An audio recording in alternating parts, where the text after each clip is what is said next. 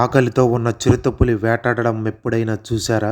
2025లో ఒక్క proper hit కూడా లేని టాలీవుడ్ ఇక ఊపిరి పీల్చుకో మన మెగాస్టార్ ఫామ్ లోకి వచ్చేశారు. మన శంకర్ వరప్రసాద్ గారు బాక్సాఫీస్ దగ్గర దండయాత్ర మొదలుపెట్టారు. సినిమా చూశాక ఒక్కటే డైలాగ్ మైండ్ లో తిరుగుతోంది బాస్.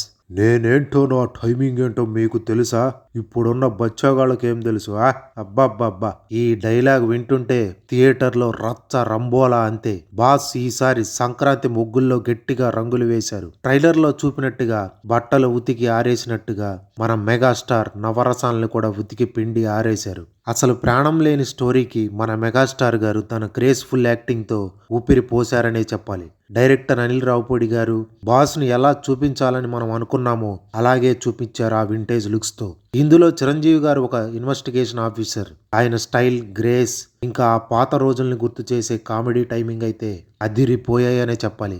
ఇక సెకండ్ హాఫ్ లో వెంకీ మామ సర్ప్రైజ్ ఎంట్రీ, అబ్బాబ్బాబ్బాబ్బా, ఇద్దరు సీనియర్ హీరోలు కలిసి డ్యాన్స్ చేస్తుంటే ఇది సినిమానా లేక మల్టీ స్టార్ మ్యాజిక్ గా అనిపిస్తుంది. ఇద్దరూ కలిసి డ్యాన్స్ చేస్తుంటే రెండు కళ్ళు చూడటానికి అసలు సరిపోలేదని చెప్పాలి. సినిమాలో లాజిక్లు అనేవి అసలు వెతకండి, ఎందుకంటే అక్కడ ఉన్నది మన బాస్.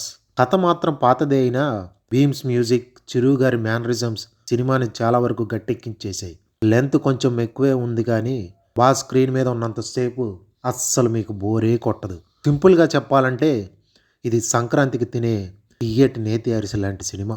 తింటున్నంతసేపు చాలా బాగుంటుంది, తిన్న తర్వాత మళ్ళీ ఇంకొక అరిసి తింటే బాగుంటుంది అనిపిస్తుంది. ఫ్యామిలీతో వెళ్ళి ఎంజాయ్ చేసేయండి.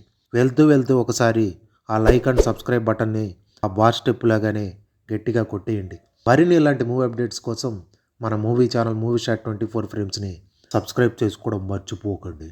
Thank you.